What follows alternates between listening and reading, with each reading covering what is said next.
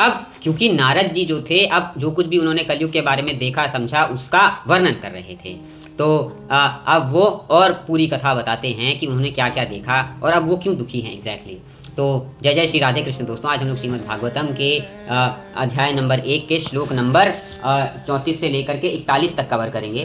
तो हुआ ये था कि वो कहने लगे तीर्थों पर, ब्राह्मणों के स्थलों पर, मंदिरों पर, सब जगह पे राक्षसों का, दुष्टों का कब्जा हो गया है। और इतना ही नहीं, अरे इस समय पे, इस युग में ना योगी कोई है, ना सिद्ध है, ना महात्मा कोई बचा ही नहीं है। सब तरफ से नाश हो चुका है। यहाँ तक कि जो देशवासी हैं वो देश के लिए अपना धर्म छोड़ करके सब लोग बाजार में अन्न बेच रहे हैं। कोई अपनी ईमानदारी बेच रहा है, कोई अपना चरित्र बेच रहा है।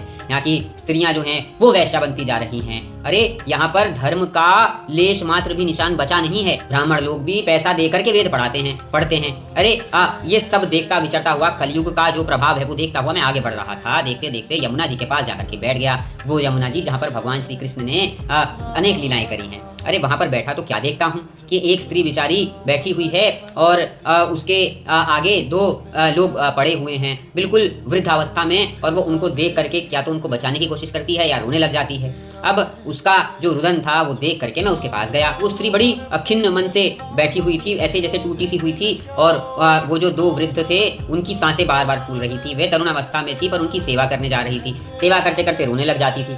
अब वहाँ पर बाकी की कुछ स्त्रियाँ थी जो उसको समझाने लगती हैं, पर फिर भी वो कुछ समझ नहीं पाती है। अब इतने में मैं जब उसके पास जाकर के उसको देखता हूँ, उससे पूछने की कोशिश करता हूँ, अपना परिचय देते हुए वो ये सब मुझसे कहने लगती है।